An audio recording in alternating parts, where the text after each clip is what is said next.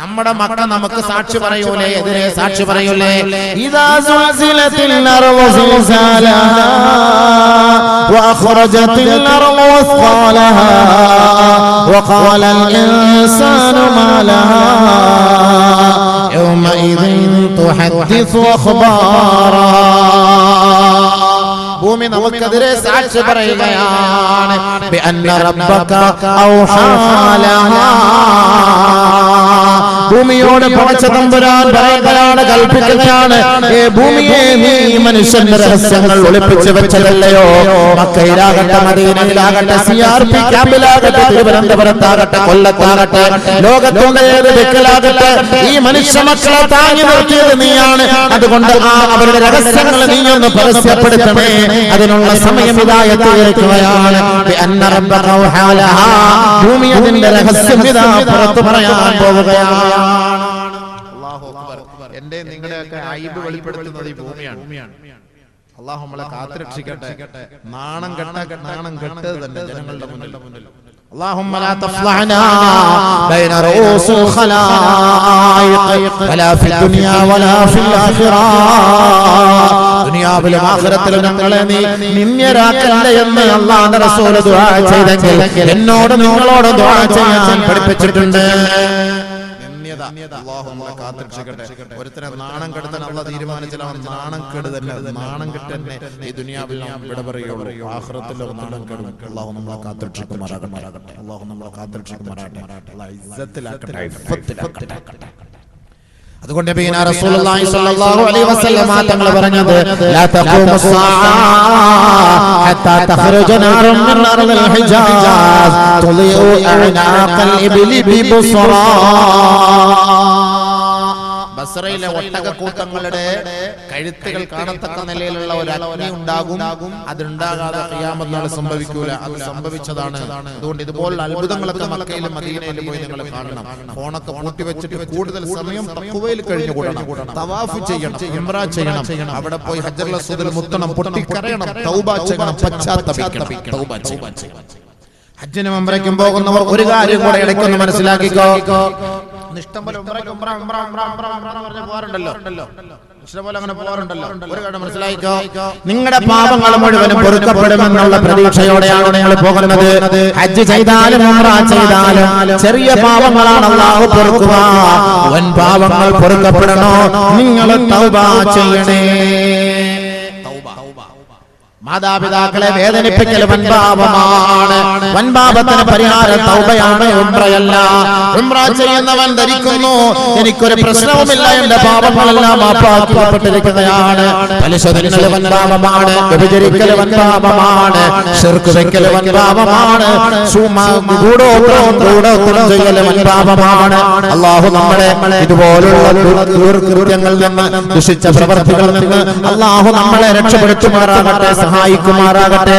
ഇങ്ങനെ ആരെങ്കിലും വീണിട്ടുണ്ടെങ്കിൽ പരിശുദ്ധമായ മക്കയിൽ പോയി തവാഫ് ചെയ്തിട്ട് ആ കഅബയെ സാക്ഷ്യപ്പെടുത്തി നിങ്ങൾ പൊട്ടിക്കരഞ്ഞ് തൗബ ചെയ്യണേ, പശ്ചാത്തപിക്കണേ.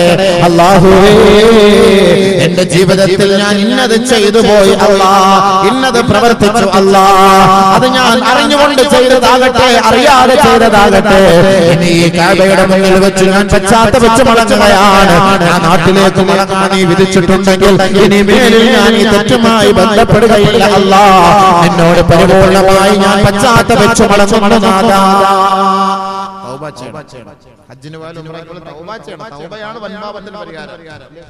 എല്ലാവരും ആളുകളൊക്കെ തെറ്റുകളൊക്കെ ചെയ്തിട്ട് പരിഹാരത്തെ ഉംറയും ഹജ്ജും ഒക്കെ ചെയ്തിട്ട് വീണ്ടും അടുത്ത ചാലുവാ പുതിയ തെറ്റ്. കാരണം ഇപ്പൊ CD എല്ലാം ഫോർമാറ്റ് ചെയ്ത് വൃത്തിയാക്കി ക്ലീൻ ചെയ്ത് കൊണ്ടുവരും. മക്കയിൽ പോയിട്ട് ചിപ്പൊക്കെ ഇനി പുതിയ തെറ്റ് വീണ്ടും തുടങ്ങാം. അവിടെ തൗബ ചെയ്യണം. ഞാൻ ചെയ്ത പാപത്തിന് അല്ലാഹുവോട് പരിഹാരം. ഇന്നൽ അബ്ദ ഇദാ ഇതറഫ സുമ്മ താബ താബല്ലാഹു അലൈഹി. ബഹുമാനപ്പെട്ട ആദം നബി അലൈഹിസ്സലാത്തു വസ്സലാം, ബഹുമാനപ്പെട്ട ഇബ്രാഹിം നബി അലൈഹിസ്സലാത്തു വസ്സലാം, ബഹുമാനപ്പെട്ട മൂസ നബി അലൈഹിസ്സലാത്തു വസ്സലാം, ഇവരെല്ലാവരും റബ്ബിലേക്ക് പശ്ചാത്തപിച്ച് മടങ്ങിയില്ലേ? എങ്ങനെയാണ് റബ്ബിനോട് അങ്ങോട്ട് പറയുകയാണ്, അല്ലാഹുവേ, ചെയ്തു പോയ തെറ്റുകൾ ഇന്നതാണ്, എന്നതാണ്, മാപ്പാക്കി പറയണമേ അല്ലാഹ്. ഏറ്റു പറയണം.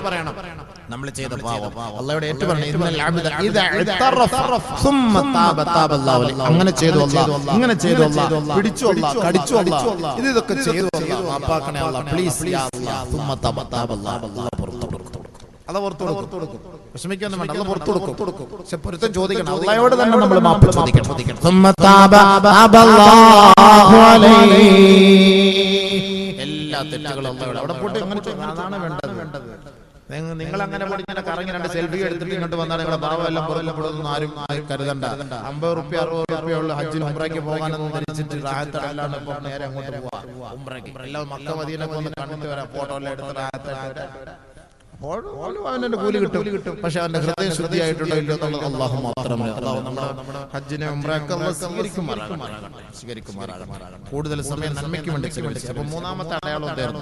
നാലാമത് അടുത്ത രണ്ടാമത്തെ വിഭാഗമാണ് ഖിയാമത്തിന്റെ അടയാളങ്ങൾ വെളിപ്പെട്ടുകൊണ്ടിരിക്കുന്നത് അസ്തമിക്കാത്തത് തുടർന്നു കൊണ്ടേയിരിക്കുകയാണ്. അസ്തമിക്കാത്ത സംഭവം അതിങ്ങനെ ഈ വർത്തമാന കാലഘട്ടം നടക്കുന്ന ചില സംഭവങ്ങളാണ് ഇനി നമ്മൾ പറയാൻ പോകുന്നത്. ഇത് ഖിയാമത്തിന്റെ അടയാളമാണ്, അത്ഭുതങ്ങളാണ്. നല്ലപോലെ ശ്രദ്ധിക്കണം. ഒരു വ്യക്തികളെയോ അല്ലെങ്കിൽ ഒരു മഹലിനെ കേന്ദ്രീകരിച്ചോ ഒരു മദ്രസയെ കേന്ദ്രീകരിച്ചോ ഒന്നുമല്ല. കേൾക്കുമ്പോൾ ചിലപ്പോൾ അയാൾ ഞങ്ങളെ കുത്താണെന്ന് തോന്നും. ഒരിക്കലല്ല, നിമിതങ്ങൾ പറഞ്ഞ വാക്കുകളാണ് പറയാൻ പോകുന്നത്. ആളുകൾ ധരിച്ചു അങ്ങനെ വേണോ അങ്ങനെ ധരിച്ചാൽ ഈ മാറ്റം എന്നെ കുറിച്ചാണ് പറയുന്നത് എന്നുള്ളൊരു ചിന്ത ഉണ്ടാകണം. രണ്ടാമത്തെ ഭാഗമാണ് നബിയുനാ റസൂലുള്ളാഹി സ്വല്ലല്ലാഹു അലൈഹി വസല്ലം തങ്ങൾ പറയുകയാണ്, അബൂ ഹുറൈറ റളിയല്ലാഹു അൻഹു റിപ്പോർട്ട് ചെയ്യുന്ന ഹദീസാണ്, ലാ തഖൂമുസ്സാഅ ഹത്താ യകൂന അസ്അദൻ നാസി ബിദ്ദുനിയാ ലുകഅബൻ ലുകഅ കമാ ഖാല റസൂലുള്ളാഹി. ഭൗതിക സുഖങ്ങൾ കൊണ്ട് നാട്ടിലെ തരം താഴ്ന്ന വ്യക്തി, നിലയും വിലയും ഇല്ലാത്ത ഒരു സഹോദരൻ, ഒരു അല്ലാഹുവിന്റെ ദാസൻ നാട്ടിൽ സമ്പത്ത് കൊണ്ട് പ്രസരത്തിൽ ഉയരുന്നതായി കണ്ടാൽ അത് ഖിയാമത്തിന്റെ അടയാളമാണെന്ന് കരുതണേ സ്വഹാബത്തെ. ഹബീബായ ഷഫീആയ റസൂലുള്ളാഹി എന്ന് പറഞ്ഞാൽ അതിന്റെ അർത്ഥം എന്താ? വിവരമില്ലാത്ത വ്യക്തി അധികാരത്തിന്റെ കസേരയിൽ കയറി വരും, പള്ളിയുടെ കസേരയിൽ കയറി വരും, മിമ്പറിന്റെ കസേരയിൽ കയറി വരും, മദ്രസകളുടെ സോപാനത്തിലേക്ക് കയറി വരും, പൊതുവായ ജനങ്ങളുടെ കാര്യങ്ങൾ ഏറ്റെടുക്കാൻ വേണ്ടി നാട്ടിൽ നിലയുമില്ലാത്ത സാധാരണക്കാരൻ രംഗത്തേക്ക് വന്നാൽ ഓർക്കണേ, അത് ഖിയാമത്തിന്റെ അടയാളമാണ്. അബൂ ഹുറൈറ റിപ്പോർട്ട് ചെയ്യുന്ന മറ്റൊരു ഹദീസിൽ കാണാം,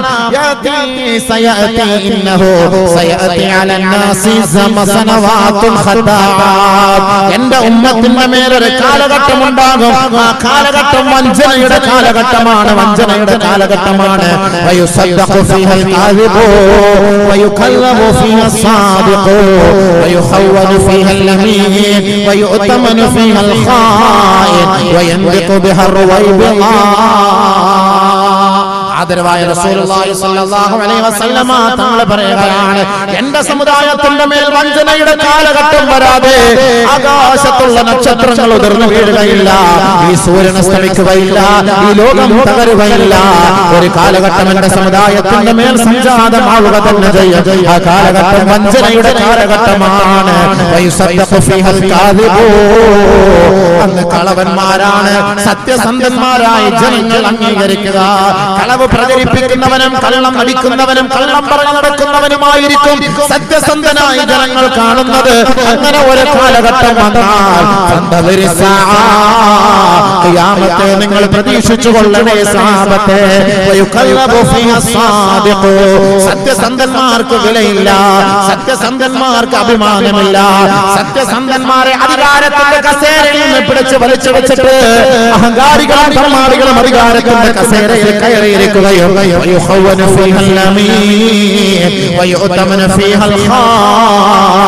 ഖജനാവിന്റെ താക്കോൽ ചതിയന്മാരാണ് കൈകാര്യം ചെയ്യുക. അന്ന് വരെ വിശ്വാസമുള്ളവർ മഹാന്മാരായ പടച്ച തമ്പുരാനെ ഭയപ്പെടുന്ന സാലിഹീങ്ങൾ ഖജനാവിന്റെ താക്കോൽ അവർ കൈകാര്യം ചെയ്തിരുന്നുവെങ്കിൽ അവർ ചതിയന്മാരായി അവരുടെ മേൽ മുദ്ര കുത്തപ്പെട്ടുകൊണ്ട് അവരെ അധികാരത്തിന്റെ കസേരയിൽ നിന്ന് വലിച്ചു താഴേക്കിട്ടിട്ട് അഹങ്കാരികളും ധർമ്മാദികളുമായിരിക്കും ആ അധികാരത്തിന്റെ കസേരയിലേക്ക് കയറിയിരിക്കുക. അവരായിരിക്കുന്ന ജനാബ് കൈകാര്യം ചെയ്യുക. അതുമുതൽ അവരാണ് കൈകാര്യം ചെയ്യുക. പൈസ പള്ളിയുടെ പണം അവരാണ് കൈകാര്യം ചെയ്യുക. സ്വന്തം കച്ചവടത്തിന് വേണ്ടി പള്ളിയുടെ പണമെടുത്ത് അവരെ തിരിമറി നടത്താറുണ്ടെങ്കിൽ ഓർക്കണേ, അത് ഖിയാമത്തിന്റെ അടയാളമാണ്. കമാ ഖാല റസൂലുള്ളാഹി